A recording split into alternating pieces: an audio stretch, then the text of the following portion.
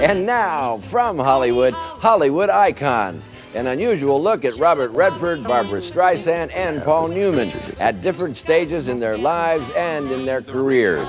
Plus a rare and revealing chat with the late Marlon Brando. Because this is a time for dialogue. Hi, I'm David Sheehan. I've been covering Hollywood since way back in the 1970s, which is how I happen to have the privilege of spending some up-close and personal time with these long-lasting stars who truly are Hollywood icons. Stars you are about to spend some time with in interviews that will go something like this. The thing that concerns me is the relationship between the press and the public. How far the press goes in reporting the news and approaching the point of creating it. Television is here and it's a part of our lives, and there's a lot to be grateful for, a lot to be disappointed in terms of its potential and power, but there's a hell of a lot to be grateful for. Do you ever think about wanting perhaps to go into something that's more solitary? No, I like the community artistic effort. Yeah. No, never any desire to withdraw and try something like writing or some singular... Well, I would try something like writing if I could write, but my problem is that I have no talent. You've been described as a legend aging gracefully. It's never... I kept saying Betty Davis is the one who said it best. She said, getting old ain't for sissies. I've always been frustrated, you know, even when I started when I was 18 years old, when you can't do that. You can't wear those clothes you're wearing. Why don't you have your nose done? You should change your name. And I just always believed in my own truth. I mean, this is who I am, you know. I was born with this nose. My name is Barbra Streisand. I can't change it to Barbara Sands. I couldn't live with myself. Ageless and ever. I remember we talked before, you talked to me about your own feelings of insecurity about how you looked as you grew up, and now these... I was a very gawky teenager, and then I was odd-looking, I guess, when I first started to sing, and I'm odd-looking today. I mean, you know, people have varied opinions on how I look. Now that was just a sampling. For our first in-depth profile, we turned to Robert Redford, who always seemed to really enjoy his own longevity. Here we are, still standing. Here we are, still standing. That's how you introduce it, Dave. You say, Bob, it's good to see you still standing. And you can say, Dave... Because I'm trying to remember the first time I talked to you. Whoa, way back on Santa Monica Pier, you were making the Sting. 19-aught. Yeah. Well, I just don't believe the premise, you see, in most of these awards that they, whether it's even films or sport, for the most part, to me there's only one true contest, and that's the foot race. When we were talking on Santa Monica Pier all those years ago, you compared the Oscars, well, you know, it's not really a foot race. The only real contest is a foot race. That's it. See, that's the pure... If you're talking about a race, the Oscar race, that I have no use for. Since you did a movie that was more or less your personal project, I'm thinking of All the President's Men, of course. White House aide told me that Hunt was investigating Kennedy. Who was it? Who was it? You want the name, you mean? No, how senior, how high up? I don't know titles. I couldn't find anything that I really wanted to do. And there didn't seem to be any point in just creating something just for the sake of creating it. So that amounted to 3 years. A lot of people think I've been out of work through popular demand. Who thinks that? Did you feel like you were like back in the saddle again in terms of acting? What do you mean? You know, doing that thing after a couple of years away What from thing, it. David? The acting thing. I'm getting nervous about this conversation. Don't be nervous. Okay. What have I been doing? Just what have I been doing? I've been walking barefoot in the park. You know, I started in the theater in New York, and when you put in your time and develop your craft, it becomes a part of you. It becomes a part of you that just doesn't come and go with changing times. It's there, and so you call on it and you use it, and it's something I enjoy, and so therefore it's not as painful as it is sometimes. I still enjoy it. It's painful sometimes? Mm-hmm. Painful. It's hard. How? It's a hard business. Painful how? When you draw from somewhere deeper inside yourself for whatever is called for, it's not easy, because to draw it up from inside yourself is tough, and sometimes that comes with pain. You really think you're easy? Compared to what? The 100 Years' War? Counterattack, politics, revolution. But I admire it. Up to a point. That's right, up to a point. It's not for me to moralize. that's up to somebody else. But you can certainly put the issue out to be looked at and then hopefully debated. And the issue to be debated now is ethics. I don't know what's going to happen, but I think it's worth looking at, and to make a dramatic story, an entertainment piece that asks us to look at that issue is not bad. Bernstein, are you sure on this story? Absolutely. Woodward? I'm sure. You're aging very gracefully. Do you feel that? Talk about that a If you little put bit. that in print, I'll be a happy guy. How do you do that? It seems like you have no fear of aging at all. The cosmetics of things does not really interest me so much. I think it's one of the, maybe the unhappy features of our culture, that we're obsessed with cosmetics as to how people look. Mm-hmm. You know, we judge them by how they look rather than what comes through. I wish it weren't so, but I also don't think about it. I don't spend a lot of time thinking about how I look or how I'm aging. It's just going to happen. And what's going to happen is going to happen. There's not a lot I can do about it. What I don't believe in doing about it is to reconstruct things. Mm-hmm. It's just the way it's going to be. But fear, I do have. Fear is not so much the way I will be looking as not being able, as that moment when I won't be able to do the things physically that I've enjoyed doing all my life, because I've been active physically. Yeah. I've loved sports, I've loved athletics, and it gives me a lot of pleasure to be able to be physical. And to get to that point through aging where you just simply cannot do that anymore, I suspect I'll have a tough time with that. Mm-hmm. You're not there yet, though, No, are you? not at all. No. Hooray for Hollywood. Hooray for Hollywood. So Robert Redford never thought about retiring, and neither did Paul Newman or Barbra Streisand. Barbara, in fact, had strong feelings about the entertainment industry and the role of women in it as far back as I can remember. I believe in women, you see. I just think women are sensational. You know, it's like when I had a baby son, I mean, a child, this little baby, I learned so much about men.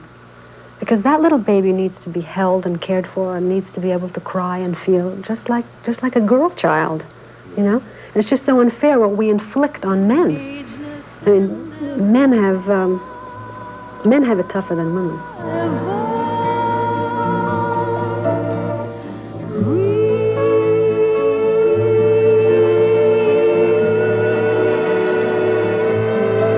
Women have as much need to express themselves as men. In that respect, we are equal. And one has to be able to do one's own work and then have a loving relationship as well. I believe in the best of both worlds, mixing old and new. I believe there's a best of both worlds, mixing old and new. And the different faces of Barbra Streisand. Yeah, there's someone who's the insecure part, and there's someone who's confident. Mm-hmm. I know both faces of that. Still today? Oh, yeah. You still have the insecure part, Of too? course. Yeah? About the way you look? I'm human. You're human? Yeah. Oh, sure. Yeah? I don't, actually, now I've realized I don't appreciate how good I looked 20 years ago. Life is imperfect. I'm imperfect. The human animal is imperfect, you know? As a matter of fact, I think, you know, perfection is imperfection. I mean, I think the Indians, when they weave blankets, you know, they always put a little snag in it so that it's human. What do you think of how I look? I think you're beautiful. But don't you think I'm odd looking? Odd? No, I would not use the word odd. Well, I mean... A funny choice. Well, you know, I mean, I think my face is quite different from different angles. I think I can look pretty good, and then from certain angles I don't. As I've gotten older and had more feelings about the kinds of film I would like to be in, I think the artist should take a more creative role in the filmmaking, you know? Mm-hmm. I'm also fascinated by all the technical ends of filmmaking. I mean, I love lenses, you know, I love lighting, I like decorating sets, I like doing costumes, I like writing, I like now writing music, which I was forced to do also, you know?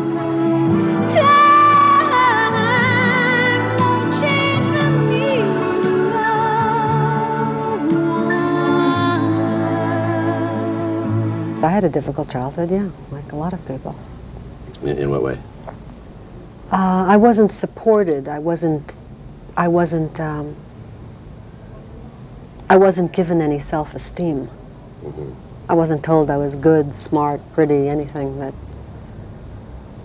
makes a child feel worthwhile. Totally opposite of the public relations aspect of women. I mean, when our film, there was a fire across the street from Tardeo when we were editing, And who do you think carried the film cans out? The women? The women. The women carried the film, you know? And the women, contrary to fact, were also much more emotionally stable than the men.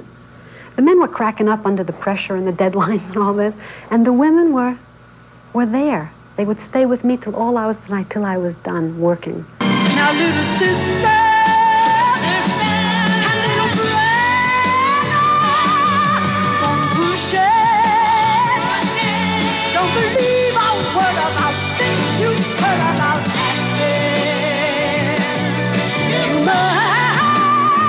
acting. Talking about overreacting, just Hey, because what Mom do you didn't say you were a good kid doesn't mean you have to go out and become Barbara Streisand, right? Yeah, Barbara Streisand. That's, Who knows? You know, I mean, there's the element of, well, what's the point? I mean, you want to know why I'm Barbara Streisand? how you feel about being Barbara Streisand? Whatever, your move. There is this attitude that exists, though, people kind of seem to want you to fail. Do you have any bitterness about that? I feel very bad about it. I feel bad about it. It's like I feel, you know, I look at the news and I wish there was good news on the news as well as bad news. Something to uplift the people. Something to raise the level of consciousness of all of us. I mean, society will be destroyed if we don't do this. Hooray for Hollywood. Hooray for Hollywood. Barbara Streisand's social conscience always covered a wide spectrum of concerns, as did Paul Newman's. And Paul was invariably very perceptive about his own career. Do you feel like your best and fullest performance is ahead of you, or is there something in the past that you don't think you'll ever equal? That's hard to say. If a part, if I'm in a picture or on the stage in a part that has the possibility to be bigger than something that I've done previously, I think I can do better with it, yeah. And people don't understand this. When you get a role like the Hustler, the part really is almost always there. I mean, it doesn't take much to magnify those kind of characters. When you won the Oscar for Color of Money, how did it feel when really you should have won it for The Hustler to begin with? Oh, I don't know. I don't have any regrets about any of that stuff. In fact, I had a kind of a